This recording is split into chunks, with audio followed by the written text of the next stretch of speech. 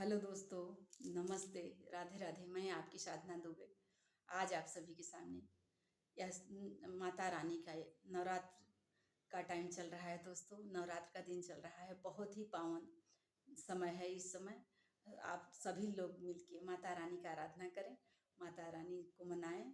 यही टाइम आया है दोस्तों। माता रानी का चेहरा देखें, बहुत सुंदर लगती है माता रानी। 9 दिन का टाइम कब बीत जाता है पता ही नहीं चलता है दोस्तों। तो आइए हम लोग माता रानी को मनाते हैं। माता रानी कितना रूप पकड़ती हैं, हमारे गीत के माध्यम से आप लोग सुनिए। बहुत ही प्यारा गीत है दोस्तों। आइए देर न करते हुए गीत को आगे बढ़ाती हूँ। 5 मिनट का टाइम हमारे वीडियो पे जरूर दीजिएगा दोस्तों।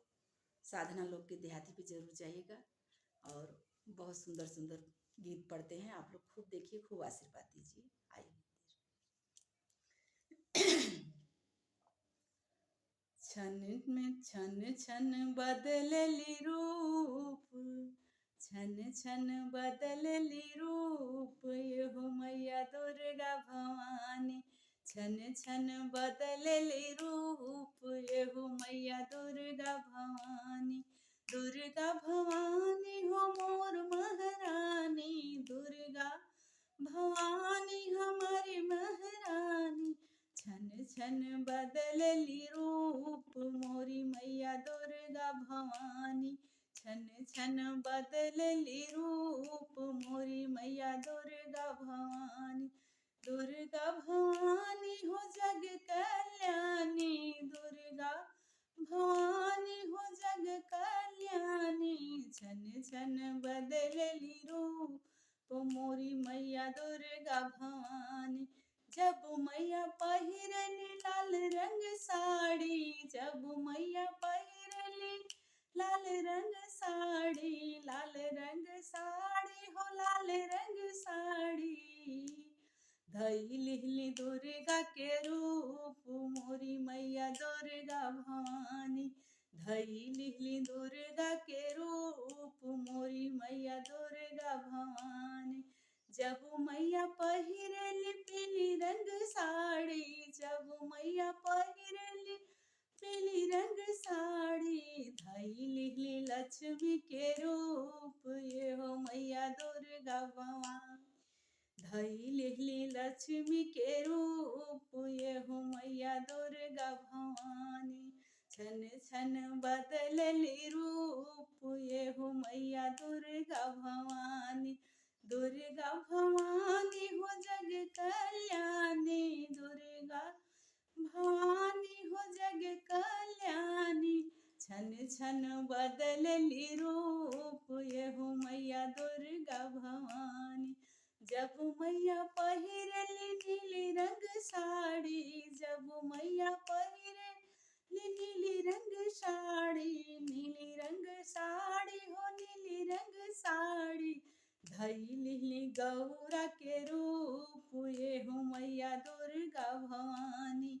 धइली गौरा के रूप, ये हो मैया दुर्गा भवानी।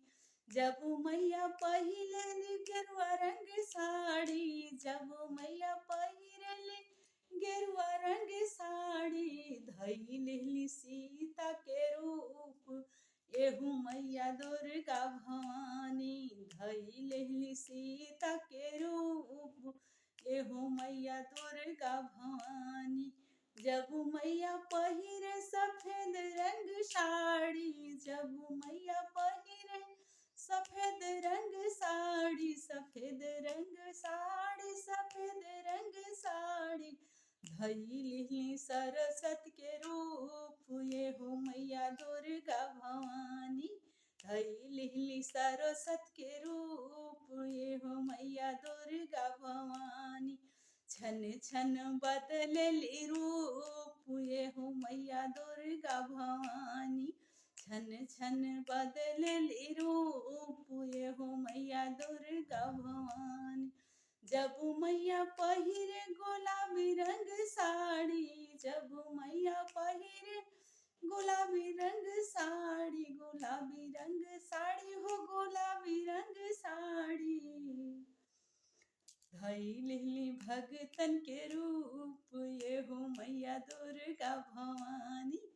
धई लिहली कन्या के रूप ये हो मैया दुर्गा भवानी। दुर्गा भवानी हो जग कल्याणी, दुर्गा भवानी हो जग कल्याणी। धई लिहली कन्या के रूप ये हो मैया दुर्गा भवानी। धई लिहली कन्या के रूप ये हो मैया दुर्गा भवानी। छन छन बदलली रूप ये हो मैया दुर्गा भवानी। दुर्गा भवानी हो जग कल्याणी, दुर्गा भवानी हो जग कल्याणी। छन छन बदलली रूप ये हो मैया दुर्गा भवानी। छन छन बदलली रूप ये हो मैया दुर्गा भवानी। दुर्गा भवानी हो जग कल्याणी, दुर्गा भवानी हो जग कल्याणी। छन छन बदलली रूप ये हो मैया दुर्गा भवानी। छन छन बदलली रूप ये हो मैया दुर्गा भवानी। एक बार बोलिए शेरा वाली मैया की जय।